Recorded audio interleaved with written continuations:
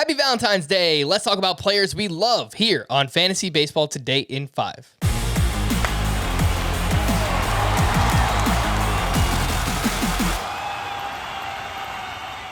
Welcome into FBT in 5. As always, make sure to follow and stream us on Spotify. Today is Monday, February 14th. I am Frank Stanfield, joined by Scott White and Chris Towers. We're going to talk about players that we love. Scotty, who is your numero uno in 2022?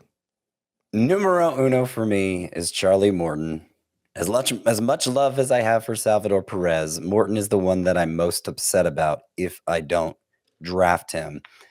And a lot of it has to do with value.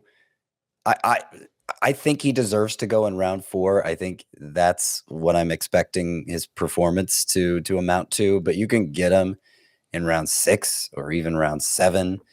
And I don't really understand why people let him slide that far, because both looking at last year's performance with the 3.34 ERA, all the supporting numbers back it up, and just looking at the track record, the last 4 years. 2020 was a little off. Okay, he was dealing with an injury early on, but even then he got better as the season went on and had a great postseason, really seemed to get back on track.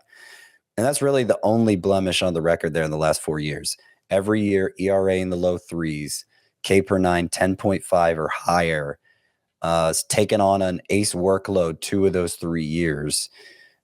Great ground ball rate, great swing and miss ability. Really, there's nothing negative I can say about him except that he's 38. Last time we saw him in the World Series, he just broken his leg. There should be no carryover effect from that. Age is, for starting, all the risk factors at starting pitcher, that's like the least concerning to me. And it's actually kind of a benefit because they're better equipped to handle that big workload that everybody wants. So if I get him as my number 1, it's not so bad. I love that I can get him as my number 2. Over the past 5 seasons, Charlie Morton has a 3.34 ERA, a 1.13 whip, and well over a strikeout per inning.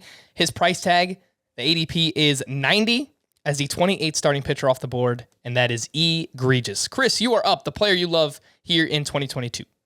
Oh, I talk about him all the time, but especially on Valentine's Day. I love KETEL Marte. I think he is arguably the most undervalued player in both real life and fantasy. He's probably the best hitter at the second base position. I'm not going to say he should be the number 1 player drafted at the second base position because he's not going to steal 40 bases like Trey Turner, but I am going to say he should be the number 5 player drafted at second base. I would take him ahead of Jose Altuve, which I know I'm certainly in the minority on, but I just think that the underlying skill set for KETEL Marte is so good. His expected WOBA in 2019, 376, that huge breakout season. Last season, 372. Given the league context, 372 is actually a little bit better than 376. Now, you don't get fantasy points for WOBA, but you do get fantasy points for batting average, home runs, RBI. And I think he is going to be a 300 hitter. He's one of the best bets in the whole game to hit 300. But I think he's also going to hit 25 plus homers. And I think he's going to score 90 runs and drive 90 runs in. And he might even steal 10 bases. And I think there's a chance we're talking about him next season as coming off a top 25 season.